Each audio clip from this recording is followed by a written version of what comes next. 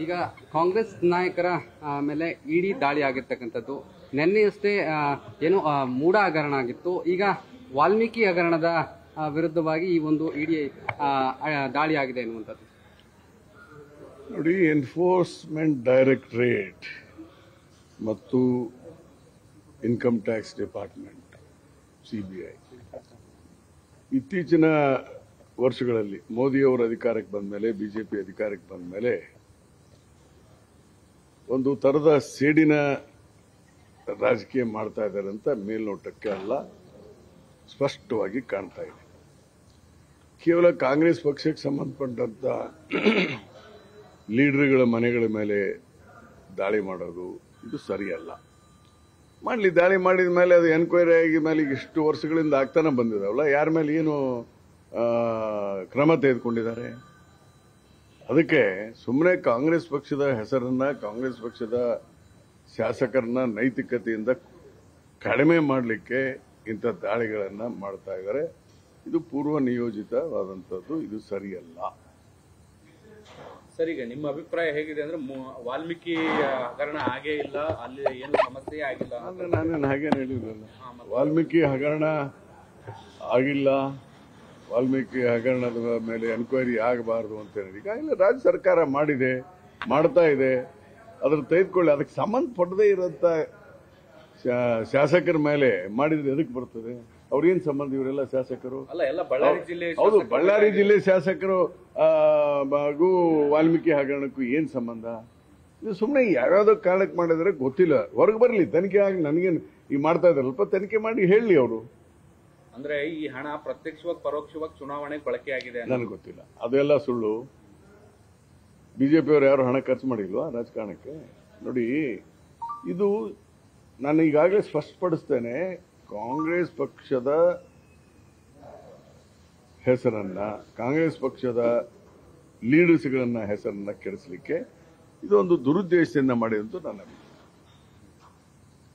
ವಾಲ್ಮೀಕಿ ಹಗರಣದ ಎನ್ಕ್ವೈರಿ ಆಗಲಿ, ನಾನೇನಲ್ಲಿ ಹಗರಣ ಆಗಿಲ್ಲ ಅಂತ ಹೇಳಿ. ಈಗ ಬಟ್ 100% ಹಣ ರಿಕವರಿ ಆಗಿಬಿಟ್ಟಿದೆ. ಈಗ already recovery has been done.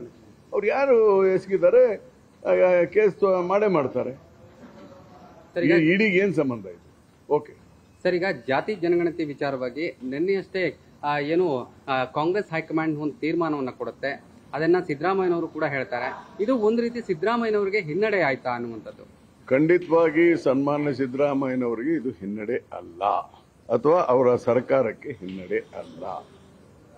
ನಾನು ಈಗಾಗಲೇ ಮೊದಲೇ ನಾನೇ ಸ್ಪಷ್ಟವಾಗಿ ಹೇಳಿದಂಥವನು. ನೀವು ಇದನ್ನು ಇಂಪ್ಲಿಮೆಂಟ್ ಮಾಡ್ರಿ ಅಂತ ಹೇಳಿದವನು I am the first man among the Lingayat community.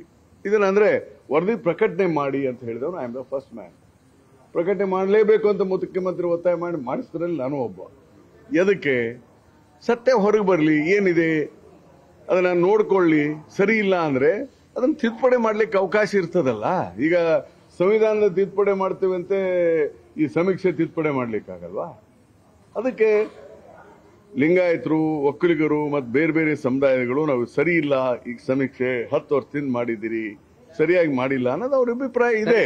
ಈಗ ವ್ಯಾಖ್ಯಾನ ಇದಕ್ಕೆ ನಾನು 1 ಮಿನಿಟ್, ಆ ಅಭಿಪ್ರಾಯಕ್ಕೆ ಮನ್ನಣೆ ಕೊಟ್ಟು ಇದನ್ನ ಸುಧಾರಣೆ ಮಾಡಿ ಸರಿಯಾಗಿ ಮಾಡಿಯಪ್ಪ ಅಂತ ಪಕ್ಷದ ಹೈಕಮಾಂಡ್ ಹೇಳಿದೆ.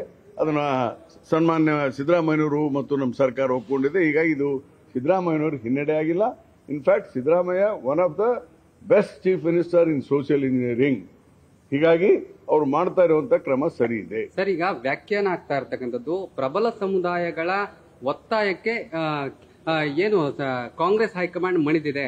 ಇದು ಸಿದ್ದರಾಮಯ್ಯ ಪ್ರಬಲ ಸಮುದಾಯ ಅಥವಾ ಕಡಿಮೆ ಇದರಲ್ಲಿರುವ ಸಮುದಾಯದ ಪ್ರಶ್ನೆ ಅಲ್ಲ. ಇದು ಸರಿಯಾಗಿ ಆಗಿಲ್ಲ ಅನ್ನುವಂತ ಅಭಿಪ್ರಾಯ ಬಂದಿರೋದ್ರಿಂದ, ಈಗ ಉದಾಹರಣೆ, ತಪ್ಪುಗಳು ಮಾಡಿದಂತವರು ಸರ್ವೆ ಮಾಡಿದವರಲ್ಲ. ತಪ್ಪುಗಳನ್ನ ಮಾಡಿದಂತವರು ಮಾಹಿತಿ ಕೊಟ್ಟವರೇ ಹೆಚ್ಚು.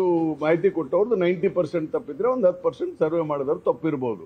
ಮಾಹಿತಿ ನಾವೇ ಸರಿಯಾಗಿ ಕೊಡದಿದ್ರೆ ಹಾಗೆ. ಉದಾಹರಣೆಗೆ ಲಿಂಗಾಯತರಲ್ಲಿ ರೆಡ್ಡಿಗಳಿದ್ದಾರೆ, ಕುಡು ಒಕ್ಕಲಿಗರಿದ್ದಾರೆ, ಗಾಣಿಗರಿದ್ದಾರೆ, ಬಣಜಿಗರಿದ್ದಾರೆ, ಸಾದರಿದ್ದಾರೆ.